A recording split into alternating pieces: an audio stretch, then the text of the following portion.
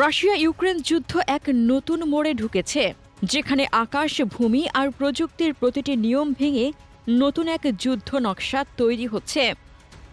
পুরনো অস্ত্র ফিরছে, নতুন অস্ত্র আসছে, আর দুপক্ষই এমন এক পর্যায়ে পৌঁছেছে যেখানে এক সেকেন্ডের ভুলও পুরো ফ্রন্টলাইন উড়িয়ে দিতে পারে।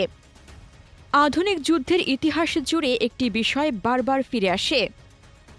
যে প্রযুক্তিকে একসময় পুরনো বা অপ্রয়োজনীয় বলে মনে করা হয়েছিল, যুদ্ধক্ষেত্রের পরিবেশ বদলাতে না বদলাতেই সেই একই প্রযুক্তি আবার সামনে চলে আসে। রাশিয়ার ওসা AKM আকাশ প্রতিরক্ষা ব্যবস্থা ঠিক এভাবেই নতুন করে প্রাসঙ্গিক হয়ে উঠেছে। সোভিয়েত যুগের তৈরি এই দশক পুরনো সিস্টেম হঠাৎ করেই আবার গুরুত্ব পেয়েছে ইউক্রেনের যুদ্ধের মাঝে, যেখানে রয়েছে ড্রোনের ঝাঁক, কাছাকাছি আক্রমণের চাপ আর দ্রুত প্রতিরক্ষার তীব্র প্রয়োজন। এই ভিডিওতে আমরা দেখাবো রাশিয়া কিভাবে ওসা AKM মাঠে নামালো, কোথায় এটি ব্যবহৃত হচ্ছে, আধুনিক যুদ্ধক্ষেত্রে এটি কিভাবে কাজ করে এবং আন্তর্জাতিকভাবে এই পদক্ষেপকে কিভাবে দেখা হচ্ছে। ওসা AKM হল স্বল্পপাল্লার একটি আকাশ প্রতিরক্ষা ক্ষেপণাস্ত্র ব্যবস্থা, যা সোভিয়েত ইউনিয়ন 1970-এর দশকে তৈরি করে। এটি শহরাত ক্যাটাগরির একটি দ্রুতগামী মোবাইল সিস্টেম, যার সার্চ রাডার, ট্র্যাকিং রাডার এবং মিসাইল লঞ্চার সবকিছু একটি 6x6 চাকার যানেই বসানো। এই সিস্টেমে 6টি 9M33 M3 মিসাইল থাকে, যেগুলো কয়েক সেকেন্ডেই ছোড়া সম্ভব। এটি মূলত হেলিকপ্টার, নিচু উড়ে যাওয়া যুদ্ধবিমান এবং ধীরগতির ক্রুজ মিসাইল প্রতিরোধের জন্য তৈরি হয়েছিল। একসময় ন্যাটোর কাছে এটি ছিল সবচেয়ে আতঙ্কজনক সিস্টেমগুলোর একটি, কিন্তু আধুনিক যুগে হুমকি বদলে গেছে।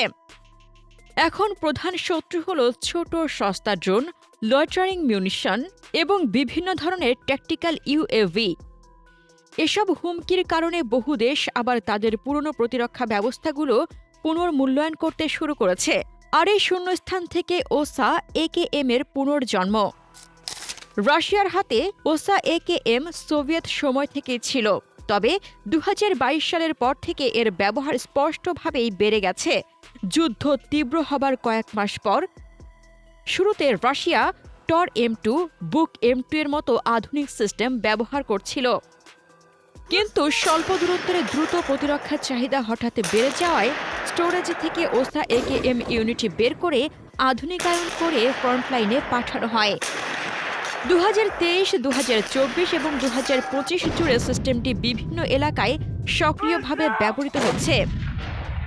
FPV ড্রোন, রিকনেসান্স ড্রোন এবং কম উচ্চতায় আক্রমণ ঠেকাতে এর বৈশিষ্ট্য রাশিয়ার জন্য এখনও মূল্যবান। বিশেষ করে যুদ্ধের সময় যখন শত্রুপক্ষ কয়েকশো FPV ড্রোন একসঙ্গে ব্যবহার করছে, তখন প্রতিটি ইউনিটকে খুব দ্রুত প্রতিক্রিয়া দিতে হয়। আর ঠিক এখানে ওসা AKM এর দ্রুত মোতায়েন করা ক্ষমতা রাশিয়ার জন্য অত্যন্ত গুরুত্বপূর্ণ হয়ে দাঁড়ায়। ওসা AKM সবচেয়ে বেশি দেখা যায় সেই সব এলাকায় যেখানে দ্রুত অবস্থান পরিবর্তন করে প্রতিরক্ষা গঠন করতে হয়। দোনেস্ক অঞ্চলে এটি ব্যবহার করা হয়েছে ইউক্রেনীয় ড্রোন হামলার দুর্বল জায়গা পূরণে। জাপোরোঝিয়া অঞ্চলে এটি রুশ সেনার লজিস্টিক ও ঘাঁটি রক্ষার কাজে ব্যবহৃত হয়েছে। ফ্রন্টলাইনের পেছনের এলাকাতেও এটি সাপ্লাই লাইন সুরক্ষায় নিয়মিত স্থান পরিবর্তন করে মোতায়েন থাকে, যাতে ড্রোন বা দীর্ঘপাল্লার আর্টিলারি নিশানা এড়িয়ে চলা যায়। সাধারণত টর প্যান্টসার S-300 এর মতো বৃহত্তর সিস্টেমের সঙ্গে স্তরভিত্তিক প্রতিরক্ষায় ওসা AKM যুক্ত থাকে। এই লেয়ার সিস্টেমের একটি বড় সুবিধা হল, যদি একটি প্রতিরক্ষা ব্যবস্থা মিস করে, অন্যটি আকাশে একই টার্গেট ধ্বংস করতে পারে, ফলে রাশিয়ার সামগ্রিক প্রতিরক্ষা অনেক বেশি সহনশীল হয়ে ওঠে। তবে প্রশ্ন হল, ওসা AKM কি 2024-25-এও কার্যকর? এর উত্তর নির্ভর করে হুমকির ধরন ও পরিস্থিতির ওপর। খুব ছোট বা দ্রুত FPV ড্রোন, যাদের রাডার ক্রস সেকশন এত কম যে এই পুরনো রাডার ধরা পড়ে না, এসবের বিরুদ্ধে ওসা AKM তেমন কার্যকর নয়। কিন্তু বাইরাক্তার TB2, স্পেকটেটরের মতো মাঝারি আকারের UAV কিংবা তুলনামূলক উচ্চতাকে লক্ষ্য করা নজরদারি প্ল্যাটফর্মগুলোর বিরুদ্ধে এটি এখনও একটি বড় হুমকি। কয়েক কিলোমিটার দূর থেকেও টার্গেট শনাক্ত করার মতো পর্যাপ্ত রাডার ক্ষমতা এখনও এর আছে। তবে এটি একা নয়, মাল্টিলেয়ার্ডের ডিফেন্সের অংশ হিসেবেই সবচেয়ে কার্যকর হয়ে ওঠে। রাশিয়ার সামরিক বিশ্লেষকদের মতে, আধুনিক যুদ্ধক্ষেত্রে এমন কোনো ব্যবস্থা নেই যা একাই সবকিছু থামাতে পারে, বরং বিভিন্ন সিস্টেমের সমন্বিত প্রতিরক্ষার উপরই যুদ্ধের ফল নির্ভর করে। ওসা AKM সেই সমন্বয়ের একটি সক্রিয় অংশ।